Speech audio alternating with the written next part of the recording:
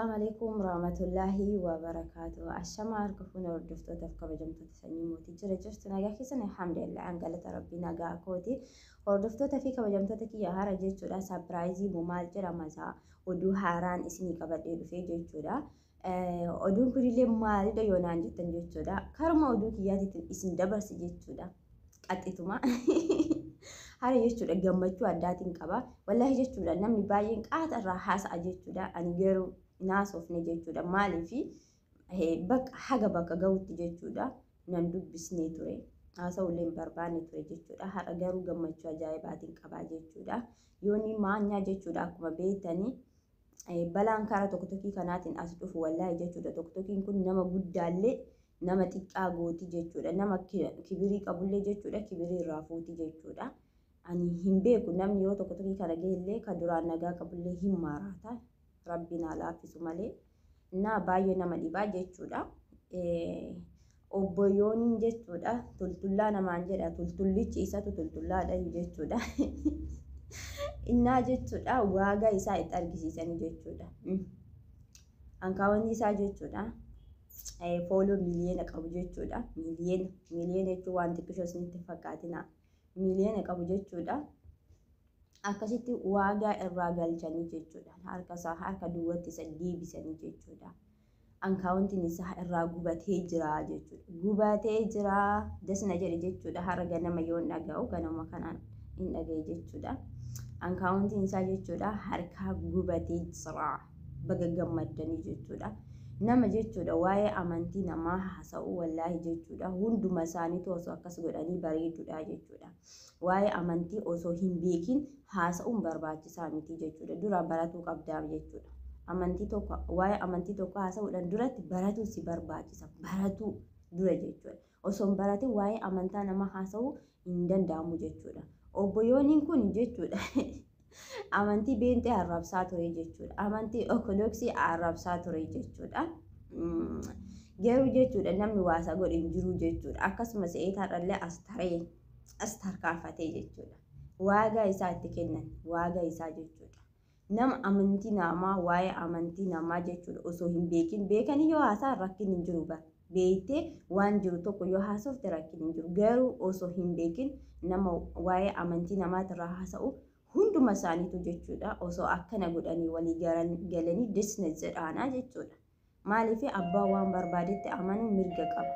Jaartiin tunis na waamaa jirta argaa ishiiti. Abbaa waan barbaadetti amanuu mirga qaba jechuudha. Mirga qaba. Maaltu nama galche? Hordoftoota kiyya abbaa waan barbaadetti amanuu mirga qaba jechuudha. Biyya keenya tokkotti jechuudha beektan uummanni wayii jechuudha. Dhagaa wayiitu jira jechuudha. Achitti daabboo babbaatanii tabboo waa hojjetanii achi gama san jirti jechuudha. Achitti itti ba'uu jechuudha. Mandarri wayii abdaarii jedhanii jechuudha. Abdaarii jedhanii abboo akka ajaa'ibaa keessatti bakka namni sodaataa jechuudha. Abdaarii warra gazzuu jedhanii jechuudha. Maqaa qabdi. Abdaarii warra gazzoo jiran yaa rabbii akkuma ajaa'ibaa kanaa jechuudha. Innaa jechuudha. Maaliif alhamdulillah garuu jechuudha maatiin kee waan kanatti hin amanu.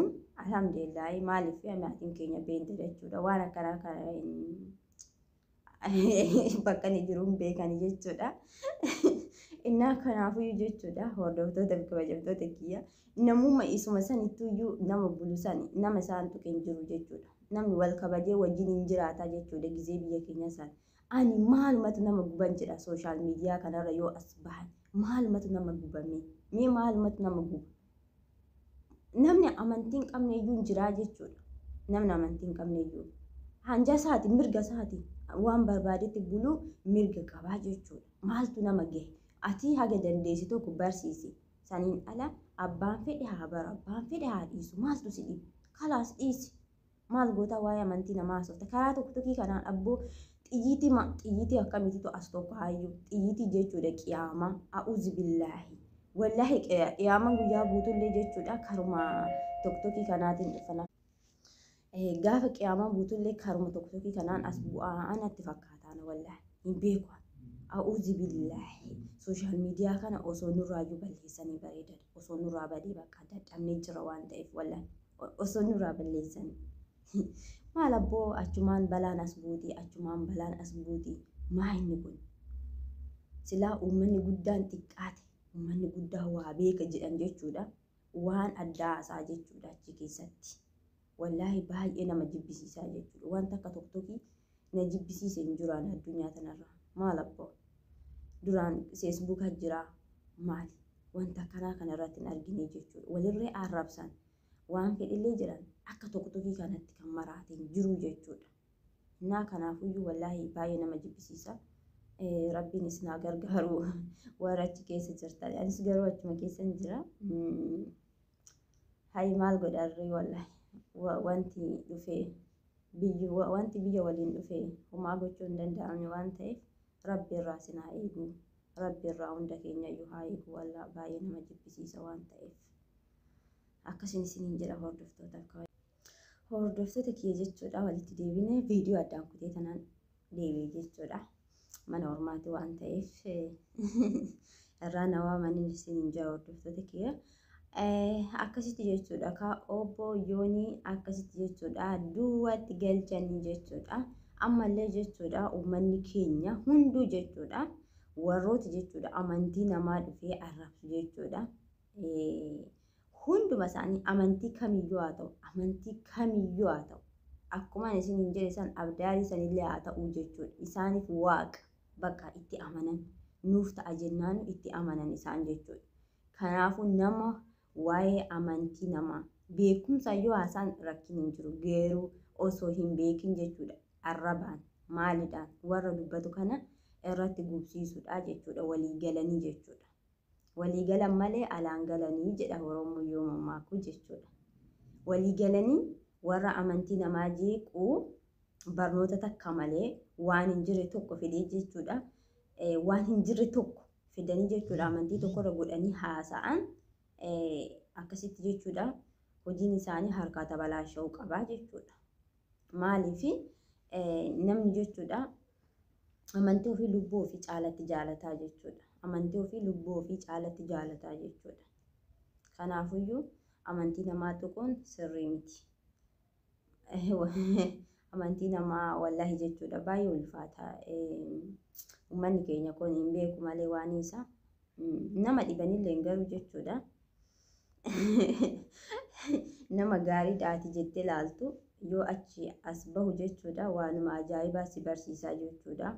Barumsi isaa barumsa gadheedha jechuudha nama ati jechuudha nama guddaadha nama gaariidha wayiin irraa baradhaati jettu jechuudha wallaahi gizee ammaa kana wanti hunduu babbaddee jirti kanaafuu jechuudha garuu nama waa'ee nama amantii namaa haasa'u kana likkii irraa galchuun desna jedhee jira jechuudha obbo Yoonii akkasitti tultullaa jedha innuyyuu jechuudha tultullaan isaa tultullicha akkasitti manatti deebisanii jechuudha. Akkasitti manatti deebisanii jechuudha. Waagaa isaatti kennan waagaa isaa jechuudha. Nama fofolate waagaa isaa yoo itti kennan baay'ee bareedaa jechuudha. Baay'ee desna jedhani jechuudha. Akkasii uummata qashtii walii galanii xalaa galanii akkasitti jechuudha. Gudii isa godhanii achirraa maallaqa funaannatee duraayyuu jechuudha dabbasaa mataa isaa ittiin dhaabsifate amma jechuudha sun hunduyyuu irraa hafee jechuudha. Duriin tokko irraa lash godha sun irraa hafee jechuudha. Obbo Yoon irraa hafee jira jechuudha. Manatti deebi'ee jira jechuudha. Akkaawuntii irratti gubanii manatti deebisuu jechuu waan nooyyuu miti. Waan guddaayyuu miti. Waan guddaa miti jechuudha. Inni namichi kun jechuudha osoo seeraan gaafatamee baay'ee bareedadha wallaahi jechuudha. Seeraan gaafatame seerri gizee ammaa kuniitillee hin jiru silaayyuu. Seerri namaayyuu ajjeesanii jechuudha waggaa 4-5 hidhamaniiti gadi bahu innaa jechuudha wallaahi baay'ee ulfaata waan ta'eef garuu aguma sanuu osoo seeraan gaafatamee bareedadha jechuudha wallaahi osoo seeraan gaafatamee baay'ee gaariidha jechuudha namichi kun biyya inni jirutti bakka inni jirutti jechuudha waagaa isaa argatuu qaba kana bichaa osoo hin ta'in waagaa isaa sirriitti waagaa isaa argatuu qaba namichi kun wallaahi.